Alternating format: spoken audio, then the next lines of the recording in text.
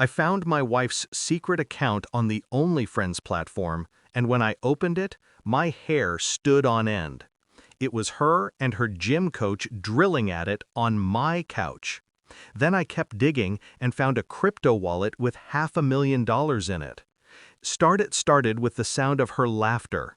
Not the one I fell in love with, soft, real, unguarded, but a forced giggle from the other side of a locked phone screen. A sound that didn't belong in my house anymore. I was sitting in the dark, the TV flickering low, when her phone lit up on the counter. A notification banner slid across the top. "You have a new tip on OnlyFriends." I didn't even know she had an account. At first I thought it was spam. But curiosity is a disease when you already suspect you're dying. I opened her laptop, same password she's used since college, and there it was, a bookmarked tab, hidden in plain sight. When I clicked it open, my hair stood on end.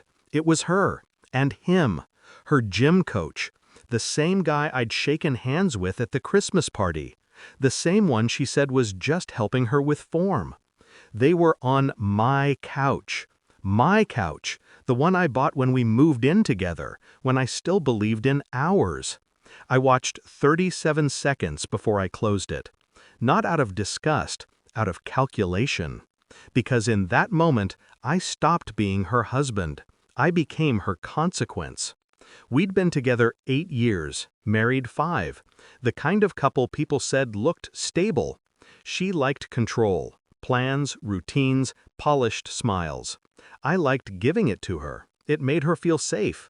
Or maybe it just made her feel powerful. I didn't notice the distance until I realized I couldn't remember the last time she looked at me without checking her reflection in something. When she said she was staying late for classes, I believed her. When she started locking her phone, I told myself it was work. When she came home smelling like someone else's soap, I pretended not to notice. Denial's a slow poison. You don't feel it until it's too late. I should have closed the laptop and left, but I didn't. I dug deeper. Buried in her OnlyFriends messages was a crypto wallet address. $500,000 sitting there. Her balance, not ours. Tips, subscriptions, private sessions. $500,000. While I was covering bills, she was selling herself and using my name for the Wi-Fi account that streamed it all.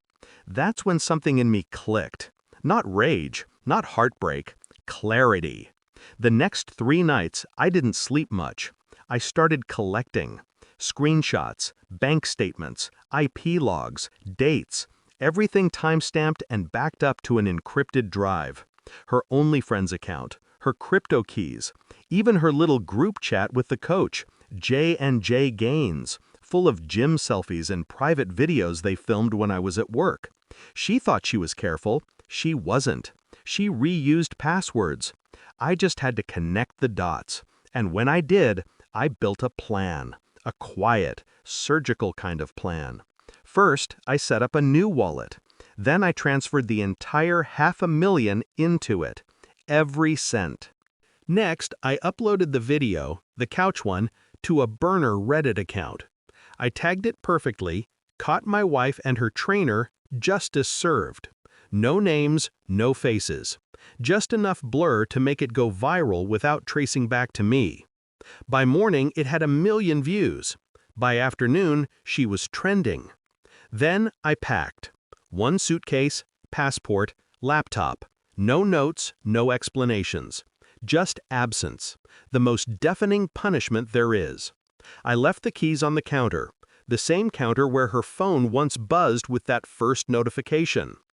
By the time she realized what happened, I was already 3 states away, sitting in a motel room with a cup of cold coffee and a bank account that now read $503,762.19.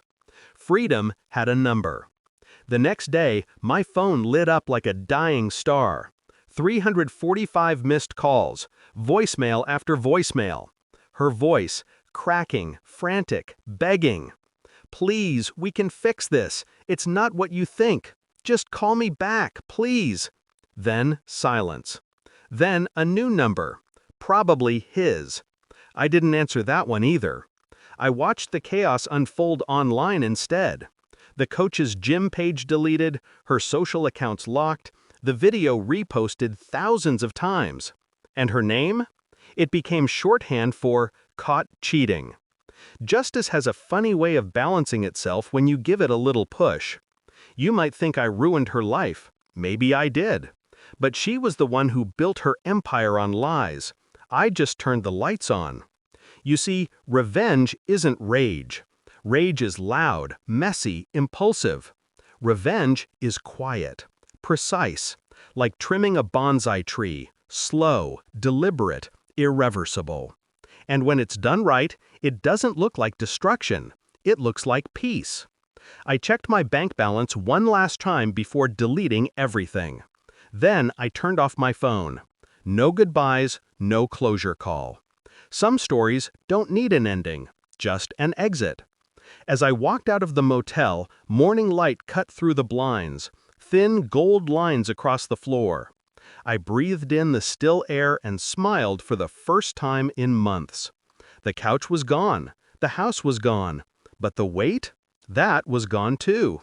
I didn't leave a single trace behind, except for the video, and the silence that followed. People say revenge doesn't fix heartbreak. They're wrong. It doesn't fix it, it erases it, one calculated move at a time.